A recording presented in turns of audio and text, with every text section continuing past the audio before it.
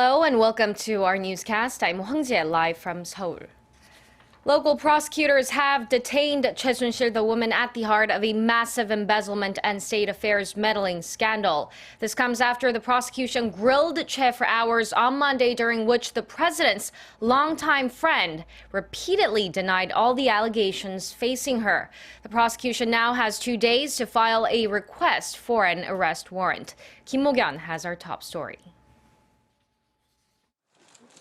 Seoul prosecutors have placed Choi Soon-sil, a confidant of President Park Geun-hye, under emergency detention.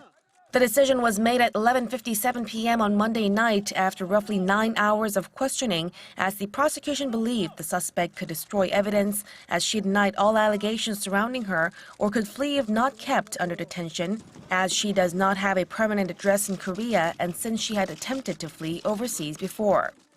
The team of special prosecutors also pointed out that the 60-year-old Choi is showing signs of psychological instability, leaving all sorts of scenarios possible if she's released. Choi first appeared at the Seoul Central District Prosecutor's office at 3 p.m. on Monday for questioning and reportedly told the prosecution that she was truly sorry for causing such commotion, but later denied all allegations. The 60-year-old, who does not hold an official government position, is mainly being questioned on allegations that she interfered in state affairs and assessed classified presidential office documents. Prosecutors are also grilling Choi on the allegation that she used her connections to the president to solicit and embezzle massive amounts of corporate donations for 2 government-linked foundations. Choi also faces questioning over whether she used her connections to garner preferential treatment for her daughter when she was admitted to Ewha Women's University. Prosecutors must now file a request for a warrant within 48 hours or the suspect must be released. They are to clarify Choi's allegations further through additional investigation for 2 more days and then request for a warrant. Earlier in the day, the special prosecutors placed a travel ban on the now former senior presidential secretary for policy coordination An Jong-bom and one of Park's closest advisors, Chung Ho-sung, to summon them for questioning in the near future. An is suspected of providing support for Choi's embezzlement of corporate donations and Chung of handling classified documents to Choi Soon-sil. Kim Mo-kyun, ARIRANG News. And while Choi remains under emergency detention pending possible arrest, local prosecutors have raided the headquarters of 4 commercial banks with which she has accounts. They're looking to secure information about her financial transactions. The banks include KB Kookmin Bank and Standard and Chartered Bank Korea. Local banks are coming under fire over allegations they gave benefits to Choi, like providing her with easy loans. The speculation has fed growing suspicions Choi might have had influence in appointing key figures in Korea's financial circle as well. After almost 2 months since North Korea's 5th nuclear test and talks at the UN Security Council for a fresh set of sanctions, South Korea and the United States are speeding up their discussions on hitting the regime with more punitive measures. The top nuclear envoys of Seoul and Washington will meet in the coming hours. Kwon So-ah tells us more. It's the first time for South Korea's Special Representative for Korean Peninsula Peace and Security Affairs Kim Hong-kyun and Joseph Yoon, U.S. Special Representative for North Korea Policy, to sit down for official bilateral talks in Seoul Tuesday.